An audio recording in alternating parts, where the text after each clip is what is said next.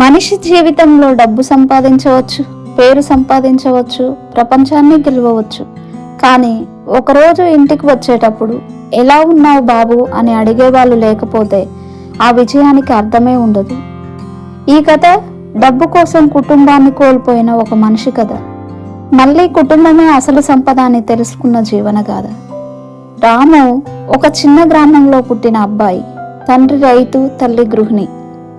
పేదరికం ఉన్నా ఇంట్లో ప్రేమ మాత్రం అపారంగా ఉండేది. సాయంత్రం అయ్యేసరికి అందరూ కలిసి భోజనం చేసేవారు. రోజు సాయంత్రం 6 బయట వెన్నెలలో మంచం వేసుకొని తండ్రి పక్కన పడుకొని తండ్రి చెప్పే జీవిత పాఠాలు వినేవాడు. తండ్రి, డబ్బు పోతే మళ్ళీ సంపాదించవచ్చు, కానీ కుటుంబం దూరం అయితే తిరిగి రాదు బాబు అని. అప్పుడు రాము నవ్వేసేవాడు. అతనికి ఒకటే లక్ష్యం, పెద్ద మనిషి అవ్వాలి అని. రాము నగరానికి వెళ్ళాడు, కష్టపడి చదివాడు, జాబ్ సంపాదించాడు. కొన్ని సంవత్సరాలలోనే పెద్ద కంపెనీలో మేనేజర్ అయ్యాడు. డబ్బు, కారు, ఫ్లాట్ అన్నీ వచ్చాయి. కానీ ఒకరోజు అమ్మ ఫోన్ చేస్తే, అమ్మా నేను బిజీగా ఉన్నాను, తర్వాత మాట్లాడతాను అని. నాన్న ఆరోగ్యం అడగడానికి కూడా సమయం లేకపోయింది అతనికి. విజయం పెరిగింది, అలాగే కుటుంబంతో దూరం కూడా పెరిగింది. ఒకరోజు అర్ధరాత్రి ఫోన్, గ్రామం నుంచి కాల్. ఫోన్ ఎత్తగానే, రాము మీ నాన్నగారు హాస్పిటల్లో ఉన్నారు అని. కానీ అక్కడికి చేరేసరికి తండ్రి చివరి శ్వాసలో ఉన్నాడు.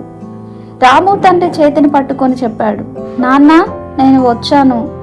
తండ్రి మెల్లగా చెప్పిన చివరి మాట ఏంటి అంటే, డబ్బు కోసం కుటుంబాన్ని మర్చిపోవద్దు బాబు అని. అంతే, ఆ చేతి నిశ్చలమైంది. ఇంట్లో నిశ్శబ్దం. అమ్మ ఒంటరిగా కూర్చుంది. గోడపై చిన్నప్పటి ఫోటోలు. రాము అర్థం చేసుకున్నాడు, తాను సంపాదించిన కోట్లతో ఈ క్షణాన్ని కొనలేను అని.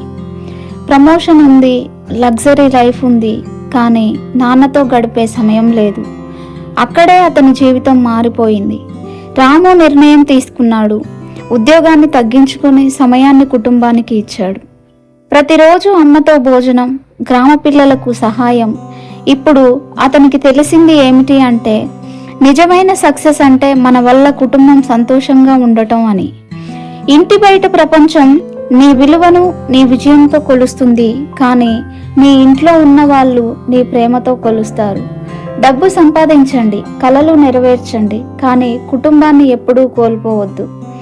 ఎందుకంటే చివరికి మనతో ఉండేది మన సంపద కాదు, మన కుటుంబం మాత్రమే అని. ఒక మనిషి ప్రపంచం మొత్తం గెలిచినా ఇంట్లో ప్రేమ కోల్పోతే మనిషి ఓడిపోయినట్టే.